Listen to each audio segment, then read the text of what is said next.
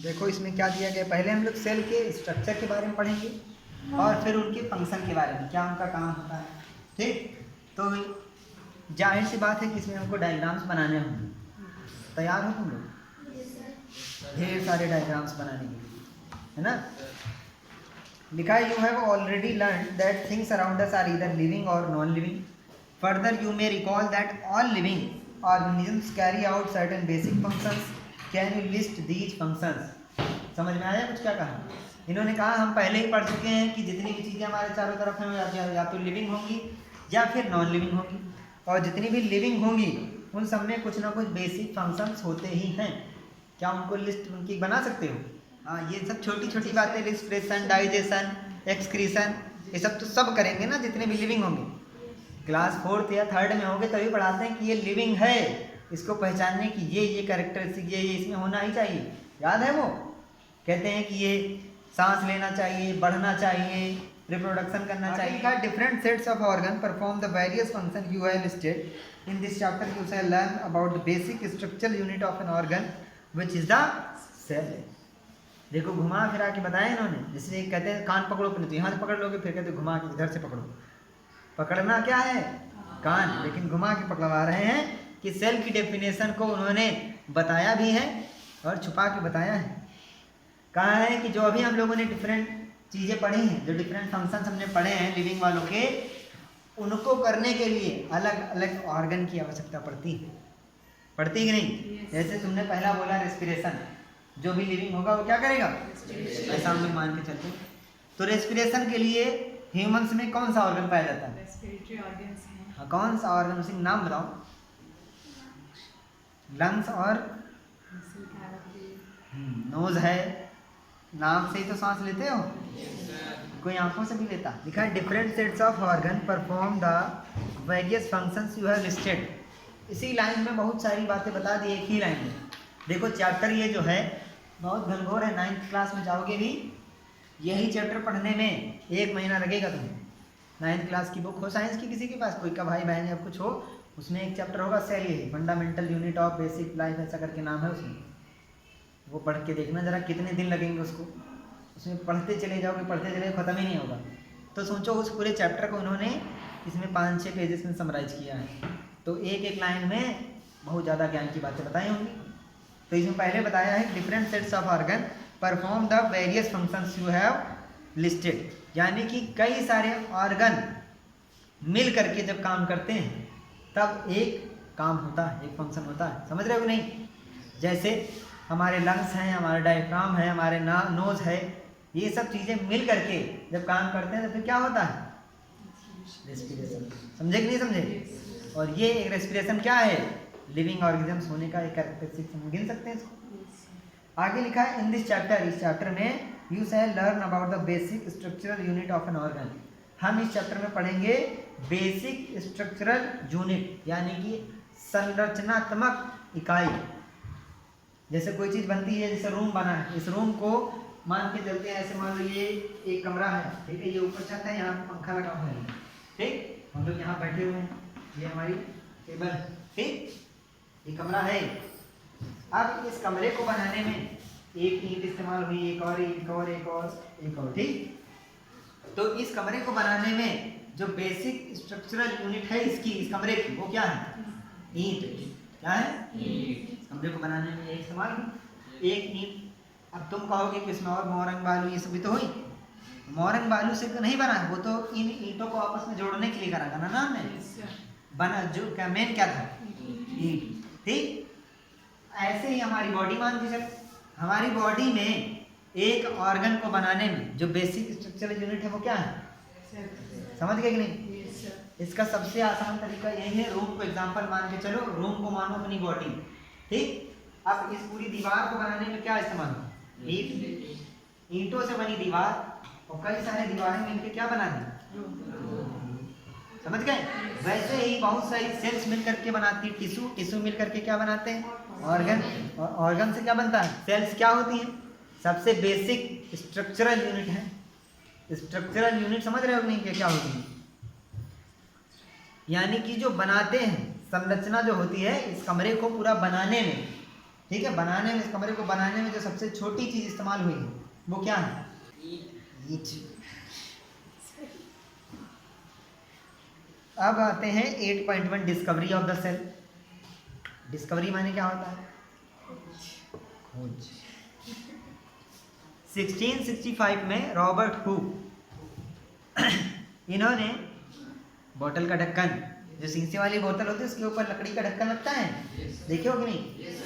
जो पहले जमाने मूवीज में देखा होगा तुम लोगों ने, लकड़ी का ढक्कन। चलो वो अभी नहीं, अगर नहीं पता है तो चलो पता है ना सबको, तो वो उन्होंने, उनके पास जो बोतल रखी हुई थी उसमें पहले कॉर्क का ढक्कन लगता था, उन्होंने उसको सिंपल मैग्नीफाइंग डिवाइस से ऑब्जर्व किया, जो ऐसे से CID में देखते हैं, उससे उन्होंने देखा किसको? और ये जो उनको मैग्नीफाइंग ग्लास से कौन पकड़ा गया था? उन्होंने खुद बनाया था। अभी देखना है कि लिखा है cork is a part of the bark of a tree. Cork को उन्होंने ये भी कहा है कि जो पेड़ की छाल होती है उसको भी ले सकते हो। वही हम कह रहे थे कि अगर वो तुम्हें ढक्कन नहीं मिला तो उसको समझ लो। He took thin slices of cork and observe them under a microscope. फिर उन्होंने माइक्रोस्कोप से देखा। अब यही चीज़ें तुम 9th में जाओगे तब वो अलग अलग चीज़ों के ईयर बताएंगे कि उन्होंने माइक्रोस्कोप से इस साल में देखा, उन्होंने ये तब किया था, अलग अलग साल है उसमें, उसको याद करना है। अभी ऐसे बता दे रहे हैं, समझ रहे हो नहीं? उन्होंने थिन स्लाइसेस बनाए। देखो फिगर 8.1 में उन्होंने दिखाया। देखो इसमें 2-3 वर्ड उन्होंने यूज किए हैं, यही क्वेश्चन बार बार बनते हैं। उन्होंने कहा है कंपार्टमेंट्स। नंबर 1 बोलो कंपार्टमेंट्स, यानी कि अलग अलग कमरे। जैसे उन्होंने देखा इतनी बड़ी, उन्होंने कोई चीज लिया था गोल गोल, ठीक है, उसको उन्होंने माइक्रोस्कोप में देखा तो उनको ऐसे छोटे छोटे कंपार्टमेंट देखने को मिले, ठीक। इन्हीं को उन्होंने नाम दे दिया क्या? सेल्स। दूसरा उन्होंने एक और चीज देखी, देखो लिखा है उसमें हनी कॉम्ब, मधुमक्खी का छत्ता, देखे हो? उसमें देखो छोटे छोटे कमरे होते हैं, वो उन्होंने बोला कि मधुमक्खी की छत्ते की तरह होता है, उसमें छोटे छोटे जो कंपार्टमेंट्स हैं वो सेल्स का नाम दिया उन्होंने, ठीक। He also noticed that one box was separated from the other by a wall और पार्टीशन। यानी कि अब इसी को जरा हम ऐसे अगर हम जूम करें, मान लेते हैं कि एक ऐसे कंपार्टमेंट बना हुआ है, ये एक सेल है, ये दूसरी एक सेल है, ये तीसरी एक सेल, ठीक है, ऐसे इसके नीचे यहाँ पे जुड़ी हुई है, ठीक हो गया। देखो जो तो ये जो सेल्स हैं ये एक दूसरे से देखो अलग हैं, नहीं दिख रही ना? ये देखो जैसे ये दीवार है, ये इसके बीच में ये दीवार है, ये दीवार है, ये है, ये ना, ये वॉल है, सारी की सारी सेल्स एक दूसरे से अलग है, ठीक। हुक ने इनको एक टर्म दिया था, Hooke coined the term cell. तो सबसे पहले सेल का जो नाम है, सेल किसने रखा? सेल का नाम सेल किसने रखा? रॉबर्ट हुक, ठीक है। What Hooke observed as boxes और cells in the cork were actually dead sales.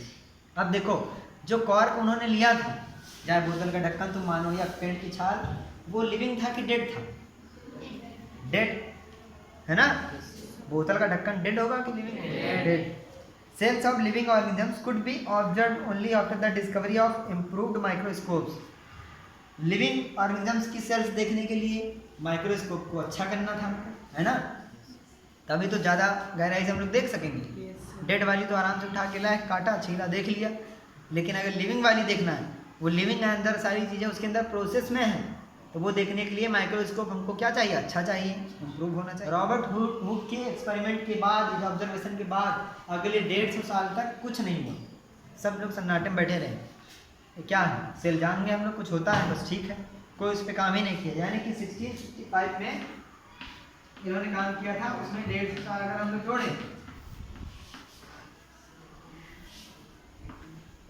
1815 तक किसी ने कुछ किया ही नहीं। इसका मतलब 1815 में किसी ने कुछ किया होगा, है ना? इसलिए इसको जोड़ा है कि अगला साल निकल के आ जाए। अब इस समय तो इतने ज़्यादा इम्प्रूव्ड माइक्रोस्कोप हैं, यहाँ पे सेल रखो, वहाँ स्क्रीन पे, बड़ी स्क्रीन पे देख लो। इलेक्ट्रॉन माइक्रोस्कोप का नाम सुना होगा तुम लोगों ने, उसमें यही होता है, उसमें डायरेक्ट ऐसे देखते नहीं हैं, उसमें एक जगह पे कोई ऑब्जेक्ट रखते हैं और उसको बड़ी स्क्रीन पे देखते हैं ताकि पूरा क्लियर हमको दिखे। अब आते हैं 8.2, हमारा जो सबसे बढ़िया टॉपिक है, जिसका क्या नाम है? Both bricks in a building and cells in the living organisms are basic structural unit. एक कमरे को बनाने में ईंटों का, और तुम्हारी बॉडी या फिर किसी भी ऑर्गेनिजम्स को बनाने में, किसी भी चीज़ को बनाने में जो सेल्स होती हैं वो सब क्या करें, बेसिक यूनिट हम मान के चलते हैं इनको। लिखा the buildings though built of similar bricks have different design shapes and sizes, यानी कि बिल्डिंग्स को बनाने में ईंटें तो सेम साइज की सेम डिजाइन के लगते हैं, लेकिन बिल्डिंग अलग अलग तरीके की होती कि नहीं होती? Yes sir. ईंटें सेम है, यानी कि जो बेसिक स्ट्रक्चरल यूनिट है वो सेम है, लेकिन उससे जो बना है वो अलग है। आखिर यही कारण तो है कि हम सेल के बारे में क्यों पढ़ रहे हैं, तभी तो हमें पता चलेगा। अगर हम बिल्डिंग के बारे में, इस बिल्डिंग के बारे में पढ़ें तो हम इसके बारे में पढ़ेंगे, इसमें कुछ और जानेंगे। अभी दूसरी बिल्डिंग के बारे में पढ़ें, उसमें कुछ और जानेंगे, लेकिन हमको इसकी तह तक जाना है तो हम इसकी बेसिक जानकारी लेंगे। इसी तरीके से लिविंग वर्ल्ड में organisms differ from one another but all are made up of cells. Cells in the living organisms are complex living structures make unlike non-living bricks. Cells same वैसे ही होती हैं जैसे कि ब्रिक्स होते हैं, ईंटें होते हैं, उसी तरीके से मिल करके आपस में मिल करके बना देते हैं। लिखा है देखो, पहेली के दिमाग में कुछ आया है। A hen egg can be seen easily. Is it a cell or a group of cells? बताओ। पहेली के इस प्रश्न का जवाब हम तुम लोगों से जानना चाहेंगे। पहली पहले पूछ कर रहे हो तो जान लो। पहली कह रही है मुर्गी का अंडा होता है, वो एक सेल है या फिर सेल्स का एक ग्रुप है? मुर्गी का एक अंडा एक सेल होता है, समझ रहे हो कि नहीं? Yes sir. पृथ्वी पर पाई जाने वाली सबसे बड़ी सेल कौन सी है? शुतुरमुर्ग का अंडा।